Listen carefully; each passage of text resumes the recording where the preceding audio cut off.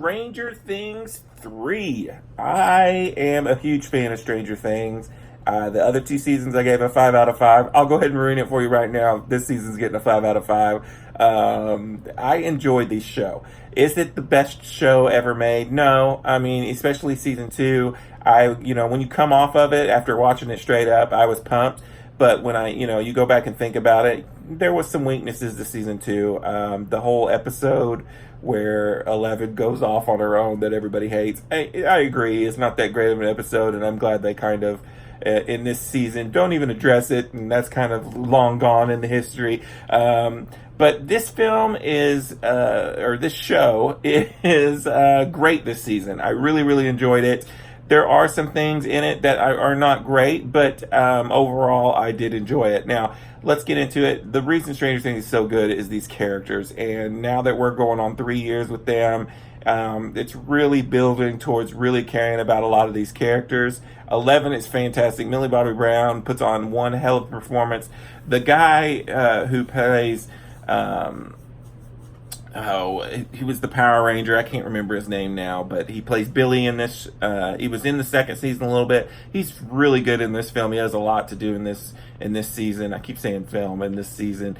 The characters are all great, and it's great seeing them. And this takes place like a year or so after the last one, and it's great seeing them.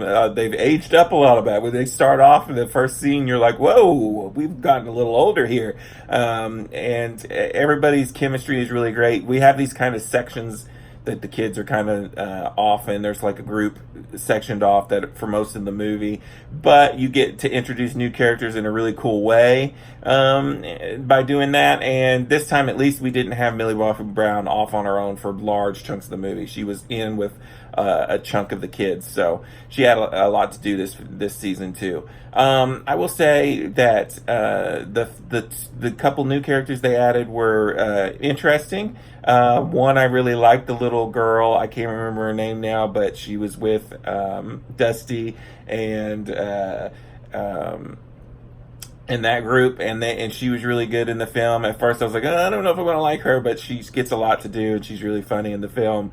And then the girl that's in that group as well, that works at the ice cream store with him, she's pretty good too. The show overall, the first 3 episodes are, just kind of catch up and build up, and not really have a whole lot of things going on. I will say they're the slower of the season, but once you get to episode 4, which is probably my favorite episode, maybe 4 and the last episode, it really kicks off and just doesn't really stop after episode 4. There's just a lot of stuff going on, and it's very entertaining. There's lots of humor, and does the show kind of regurgitate some of the things from the previous season? Sure, but you've grown up with these characters now, and you just really enjoy the chemistry between everybody, and the humor, and it's scary sometimes. It's just got a great mix of all the genres. I will say that they do a great job of kind of subverting your expectations about certain things. Like, they set these characters up that you think are going to go one way, and they go a different way, which I really enjoyed. I will say there was parts that I thought there was no way they were going to do, and they do it, and it has very emotional ending. Both me and my daughter, while we were watching this, were crying at the end of the film or the show. But then in the kind of mid-credit teaser scene, they kind of leave themselves open to go a more safer route.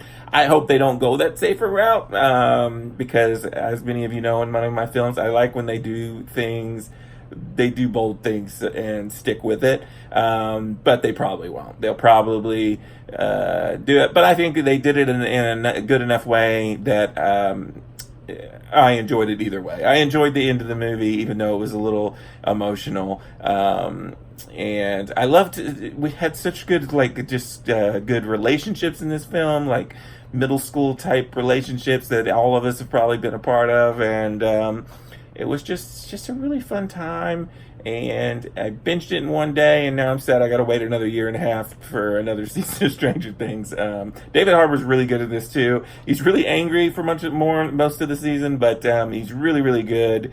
Winona Ryder, who I did not like in the first season, started to come around on the second season. In this season, I'm on board now. I'm with her, and there's not really any characters that stick out that I don't like.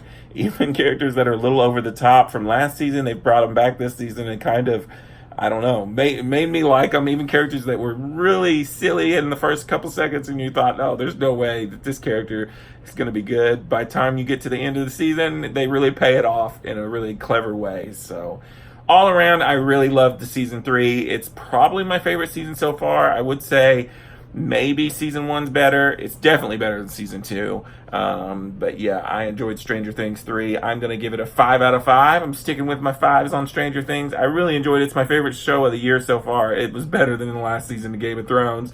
I know, shoot me. But yeah, until next time, this is Rainy Cage. Peace out.